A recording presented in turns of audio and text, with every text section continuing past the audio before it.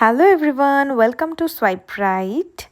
এটা হচ্ছে আমার চ্যানেলের ফার্স্ট বড় ভ্লগ। তো ফার্স্ট টাইম কাজল পরে একটু ফ্লেক্স করছিলাম। আমরা কোথায় যাচ্ছি সেটা আস্তে আস্তে দেখতে পাবে। আমরা যাচ্ছিলাম গাড়ি বুক করতে। তো ভাই গাড়ি কিনবে, তার জন্যেই আমরা যাচ্ছিলাম। এবার ও হুন্ডাই থেকে গাড়ি নেবে। কি গাড়ি নেবে সেটা এখন বলছি না, কিন্তু খুব ভালো লাগছিল যে ও এত ছোট বয়সে এত কিছু অ্যাচিভ করছে। হি ইজ অনলি 25 অ্যান্ড চোখের সামনে কাউকে বড় হতে দেখতে খুব ভালো লাগে। আমার তো ভালো লাগে, জানি না বাকিদের কেমন লাগে না লাগে। তো ওর কিছু অপশন ছিল গাড়ির মধ্যে। হুন্ডাইয়ের হয় ভেনিউ, নয়তো ক্রেটা। তো সেটাই দাদাকে নিয়ে গেছিলো ডিসাইড করার জন্য কোনটা কি ভালো লাগে। তো ও ভেনিউটাই চুজ করলো। ভেনিউয়ে 2026-এর যে ফেসলিফট ভার্সনটা বেরিয়েছে, feature loaded car, sunroof, push button start, climate control, ventilated seat, আরও অনেক অনেক অপশন, মানে অনেক অনেক ফিচার্স লোডেড। তো এবার কোন কালারটা নেওয়া হবে সেটাই সিলেক্ট করা হচ্ছিল। তো ফার্স্ট প্রেফারেন্স তো সবার ছিল ব্ল্যাক, অ্যান্ড ব্ল্যাকটাই চুজ করা হয়েছে। তো এবার টেস্ট ড্রাইভের পালা ছিল। তো ওনাদেরকে বলা হলো আমরা টেস্ট ড্রাইভ নিতে চাই। দেন ওরা সব কিছু ডকুমেন্টেশন কমপ্লিট করে টেস্ট ড্রাইভ অ্যারেঞ্জ করলো। এই টাইমে গাড়ির সাউন্ড চেক করা হচ্ছিল, আর সাউন্ডও খুব ভালো ছিল।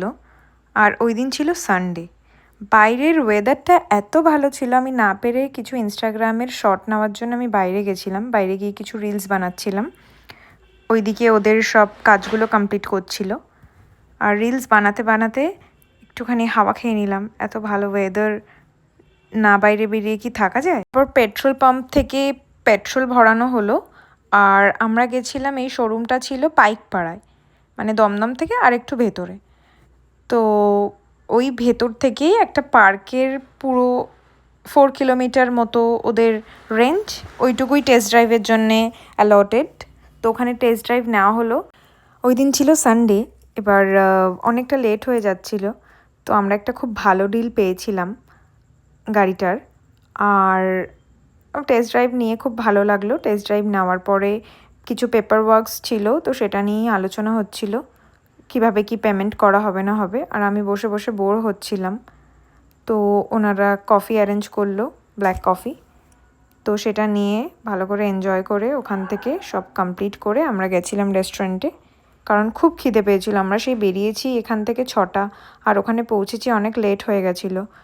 তো ও আগে থেকেই বলে রেখেছিল fried rice, chilli chicken ready করে রাখতে। ঘড়ির কাঁটায় তখন রাত 11টা, আর আমরা ডিনার কমপ্লিট করলাম। ডিনার কমপ্লিট করার পরে একটা ডায়েট কোক খেলাম। খাওয়ার পরে রাত তখন 12টা মতো, তখন আমরা বেরোলাম ওখান থেকে। সল্টলেক থেকে এবার হাবড়া আসতে যতটা টাইম লাগে, প্রায় আমরা বাড়ি ঢুকেছি সেদিন 2টোর সময়। আশা করছি তোমাদের আজকের ব্লগটা ভালো লেগেছে। আর ভালো লাগলে কি করতে হবে, লাইক করতে হবে আর চ্যানেলটাকে সাবস্ক্রাইব করতে হবে। তো আবার খুব শিগগিরই দেখা হচ্ছে তোমাদের সাথে আবার একটা নতুন কোনো ব্লগে। তো till then, tata, bye by.